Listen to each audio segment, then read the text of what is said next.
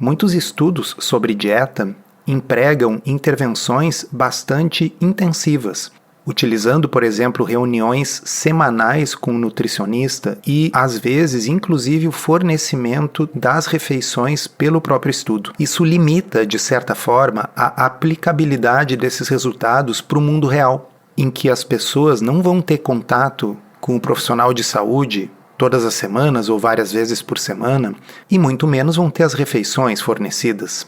E hoje nós vamos falar sobre um estudo que utilizou uma ferramenta muito mais barata e muito mais simples: educação online.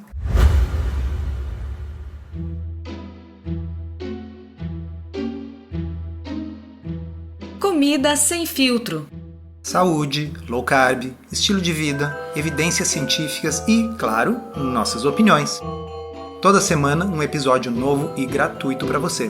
Comigo, Dr. Souto. E comigo, Sari Fontana. Para ser avisado a cada novo episódio e receber as referências bibliográficas no seu e-mail, cadastre-se em drsolto.com.br/podcast.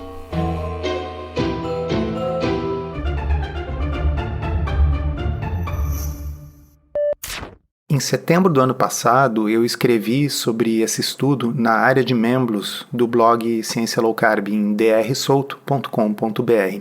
Trata-se de um estudo de pesquisadores australianos, e quem tiver inscrito no site vai receber a referência bibliográfica. E os autores salientavam justamente que a situação criada por muitos dos estudos de dieta são completamente fora da realidade, porque no mundo real as pessoas não costumam sequer ter condições financeiras para ter esse tipo de acompanhamento profissional tão intensivo.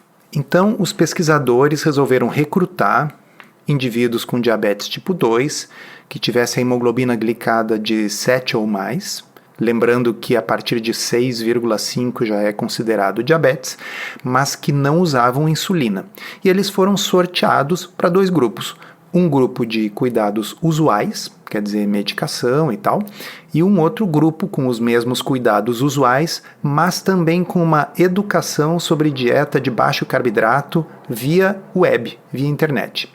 A intervenção foi um programa automatizado de educação sobre low carb saudável, que tinha 16 semanas de duração e que consistia em acesso a um site que incentivava a ingestão de carboidratos para não mais do que 50 até 100 gramas por dia e, ao mesmo tempo, o consumo à vontade de alimentos ricos em nutrientes e com baixo teor de carboidratos, enfatizando a alta ingestão de vegetais de baixo amido, ricos em fibras alimentares e diminuição da ingestão de amidos, açúcares e guloseimas. Não havia prescrições específicas para a ingestão de proteínas e gorduras. Basicamente, eles estavam incentivando que se comesse comida de verdade pobre em carboidrato e rica em fibras e nutrientes. Como vocês podem ver, é uma intervenção de baixa intensidade. O que significa isso? Essas pessoas não estavam sequer consultando com um nutricionista para elaborar um plano alimentar. Era simplesmente ter acesso a um site com educação sobre low carb. E o que o estudo encontrou em 16 semanas? Uma redução significativa da hemoglobina glicada, dos medicamentos para diabetes, redução de peso e índice de massa corporal nos pacientes que foram sorteados para ter acesso a essa educação de low carb via internet. Para vocês terem uma ideia, pessoal, em termos numéricos, a hemoglobina glicada caiu de 7,64 em média para 6,79 no grupo low carb. No grupo controle mudou bem pouquinho, de 7,89 para 7,57. O peso se reduziu em 4,36 quilos no grupo low carb. No outro grupo, reduziu em 770 gramas. Nas palavras dos autores, e aqui eu leio entre aspas, para os desfechos clínicos secundários, houve uma mudança média estatisticamente significativa entre os grupos no peso, IMC e medicação para o controle do diabetes, favorecendo o grupo low carb. 38% dos participantes do grupo low carb perderam mais do que 5% do peso corporal, em comparação com 9% dos participantes do grupo controle. Os requisitos de medicação para o controle do diabetes foram reduzidos no grupo intervenção, mas foram aumentados no grupo controle. Deixa eu aqui salientar para vocês isso. Esses resultados que a gente está falando foi com aumento dos remédios no grupo controle e com redução nos remédios do grupo que foi sorteado para ter acesso a um site com educação sobre low carb. 25% do grupo intervenção tiveram redução maior do que 20% na medicação. E aparentemente as pessoas não acharam difícil seguir as orientações do site, porque 80% dos pacientes que foram sorteados para esse grupo aderiram à dieta proposta. Veja, essa magnitude de resultados que a gente está vendo aqui já seria uma coisa incrível se a gente estivesse falando sobre uma medicação e já seria uma coisa notável se a gente estivesse falando sobre um estudo super controlado com intervenção dietética intensiva, como eu descrevi antes, né, com visitas semanais ao nutricionista, por exemplo. Agora é mais impressionante ainda porque se trata de uma intervenção simples, barata e escalável. O que eu quero dizer com escalável? Depois que você tem uma fonte de informação pronta, isso pode ser distribuído e aplicado para um monte de gente a um custo muito baixo. Deixa eu fazer algumas considerações importantes sobre os resultados desse estudo. Houve uma queda de 1% da hemoglobina glicada, mas 1% aqui, pessoal, é um 1% em termos absolutos. Pode parecer pouco, mas eu vou ler aqui dados citados no próprio estudo. Abre aspas. Estima-se que 12% das mortes relacionadas ao diabetes possam ser evitadas com uma redução tão modesta como 0,1% na hemoglobina glicada. Uma diminuição de 0,5% da hemoglobina glicada pode evitar eventos cardiovasculares em 10% ao longo de 5 anos. Cada redução de 1% da hemoglobina glicada, que é o que aconteceu aqui nesse estudo, né, representa uma redução de risco de 21% para mortes relacionadas ao diabetes, 14% para ataques cardíacos e 37% para complicações microvasculares. Complicações microvasculares é cegueira, por exemplo, ou insuficiência renal. Então, pessoal, é uma diferença muito grande para conseguir simplesmente acessando um site com informações sobre low carb. E eu tenho tido o grande prazer de testemunhar esse tipo de coisa desde a publicação do meu livro, Uma Dieta Além da Moda.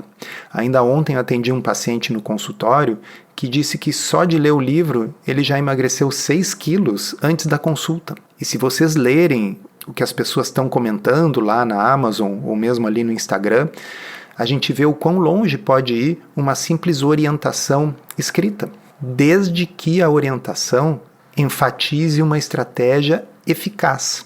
Como eu sempre costumo dizer, uma execução perfeita de um plano ruim vai dar resultados ruins. Porém, quando a estratégia é boa, às vezes até uma execução não tão perfeita assim produz resultados como esses que a gente está vendo aqui nesse estudo. Se você quer aprender a fazer low carb de um jeito certo, que funciona e sem loucuras, considere se inscrever no Podcurso. É um curso todo em áudio, em que a gente responde de forma prática as 50 principais dúvidas sobre o assunto. São mais de 25 horas de conteúdo para você ouvir quando quiser, com a gente e convidados especiais. Você pode conhecer os detalhes acessando drsolto.com.br/podcurso. Outra coisa que é importante de salientar, e não só nesse estudo, mas em vários estudos de low carb e diabetes, é a questão da redução dos medicamentos. Percebam que a hemoglobina glicada melhorou mais no grupo low carb, ao mesmo tempo em que houve redução nos medicamentos nesse grupo e aumento dos medicamentos no grupo de cuidados usuais. Então, o que eu quero dizer aqui, pessoal, é que essa queda da hemoglobina glicada de 1%, que já não é pouco, ela subestima o efeito real da abordagem low carb, porque se todos tivessem continuado a usar a mesma quantidade de medicação, a gente veria uma diferença muito maior.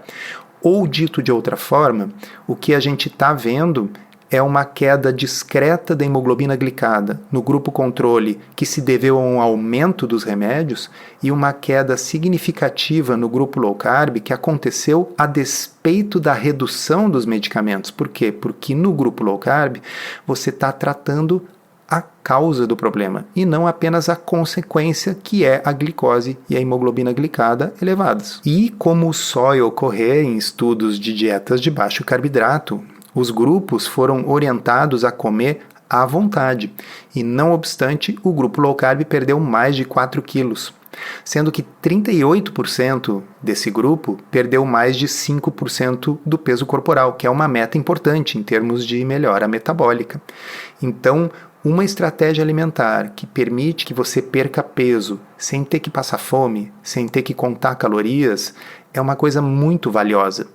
E ainda mais quando a gente sabe que simplesmente ter acesso a essa informação através de um site educativo é capaz de provocar mudanças dessa monta.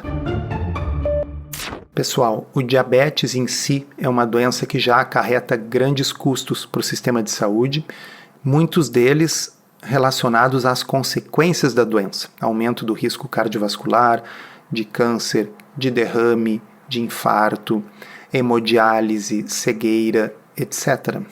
Mas também existe o custo crescente associado ao tratamento medicamentoso da patologia, porque as drogas novas, que são muito eficazes e que realmente reduzem o risco cardiovascular, como é o caso do Victoza e do Ozempic, como é o caso do Forxiga e do Jardiance, são drogas muito caras. Elas são extremamente caras para o sistema de saúde e elas também são muito caras para o paciente que vai pagar do próprio bolso.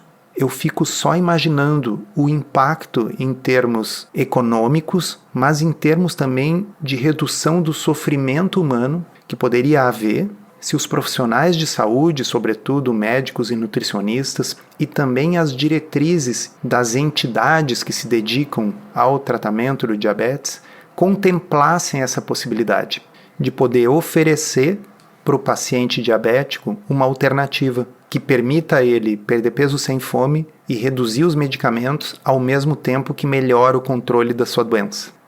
Isso pode ser feito, como esse estudo mostrou, de uma forma simples, acessível, barata e escalável. O que esse estudo fez foi randomizar as pessoas para boa informação.